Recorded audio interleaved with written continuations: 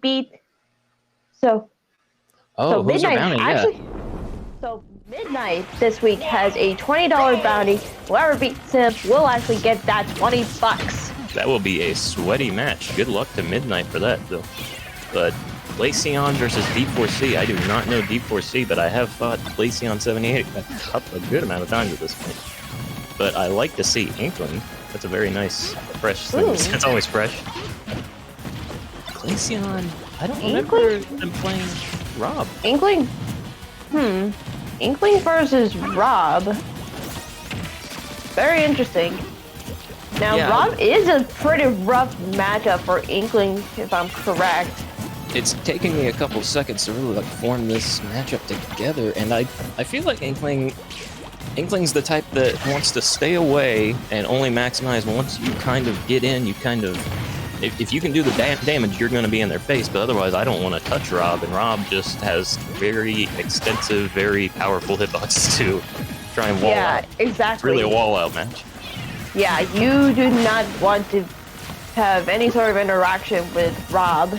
I can't think of much that Rob has besides Gyro that beats Inkling Grenade, so there's a lot of poking. I think this is a very heavy poke match. You got True. What's the name of it? Kind of like a dancer, almost mosquito battle with the Inkling just wanting to annoy Rob, and Rob has just a powerful, very powerful. But really, let's look at what they're doing. We're getting up air. Oh man! So, try mashing. Yeah, the up air. Yeah, the up air will do it. Glaceon actually recognizing the mash in time, and being able to capitalize off that. Caused them to mash too, so this is going to be interesting. Both these characters have very powerful zoning and special tools. Because and they both have berry moves. But what I don't know how it's going to come to play is the ink on Rob, the damage multiplier. That's what's really going to separate it, because Inkling can just take it back. Right now it's an uphill battle. With the extra added damage, as long as Inkling can kill, it's not good. Rob being okay, that was a very solid first stock from Glaceon78, but I think D4C is starting to oh no, good web guard. Heck.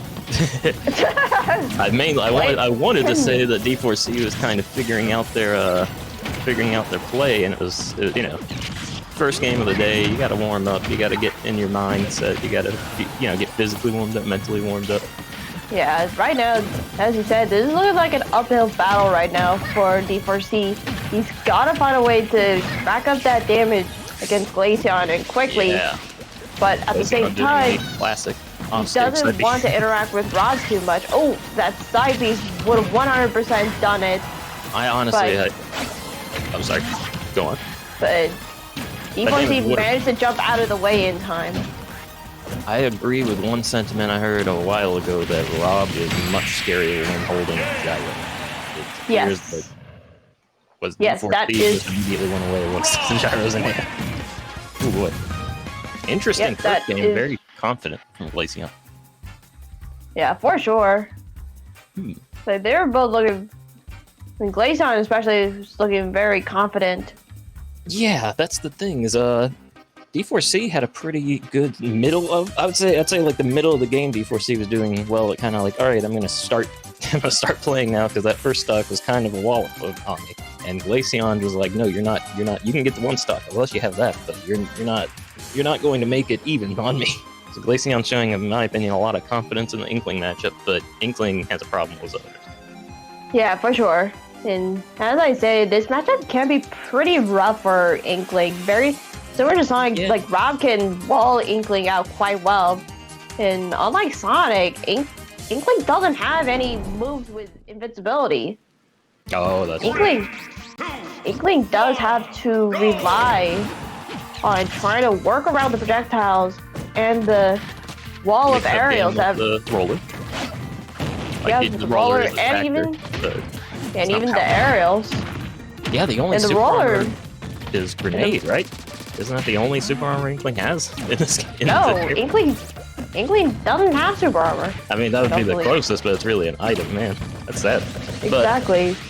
And even then, that's a projectile. I'm thinking that Rob side B is going to be a challenge D4C is going to have problems overcoming, because that's a challenge for lots of people, to be honest. But if Yeah. Glaceon gets too greedy with it, that's going to be bad news. For sure. Dominant 120% already, though. Yeah, this is like really rough for D4C right now. Dunk 2, that's nasty.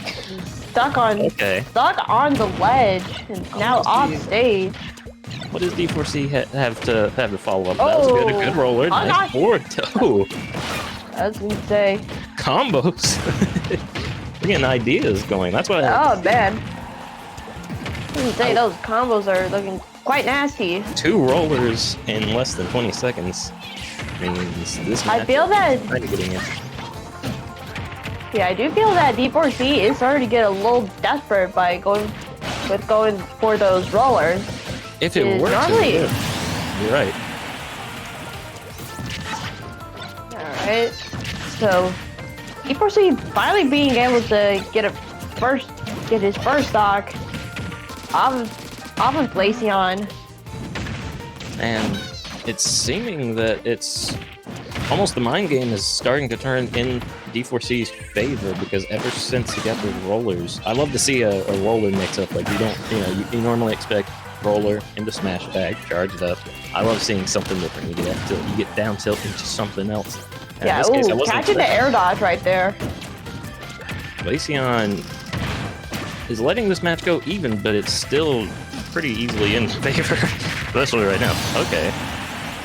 Not undoable for D4C. It's not a large gap to close. Yeah, for sure. Right, though. Gyro in D4C's hand. See, I feel like this would be a really good best of 5 to see, because they both have time to feel each other out and warm up.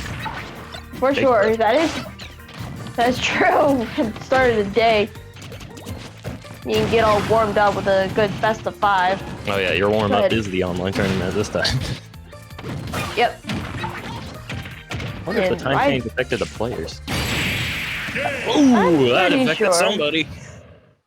Oh, geez. Mamma mia. Mamma mia. 2 whole dunks in one game. Nice going, Glaceon.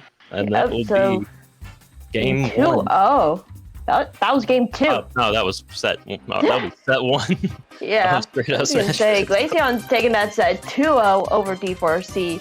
Moving on through the winner's bracket. Fairly dominant play, but I would say that Inkling had at least tried by the end. Like it wasn't a wash at the end. It was a little bit of a wash first game, but by the second game, D4C started coming in. He did. I was gonna say D4C did start adapting in that second game. However, Glaceon was just managing to catch on to his habits and taking full advantage of them. Such as in that second stock, Glaceon noticed that D4C was holding on to that ledge a little too long. And it seemed like, in my opinion, anytime there was the gyro was what scared D4C, and if there was a gyro on stage, D4C was going to wait. He was going to hold the ledge as long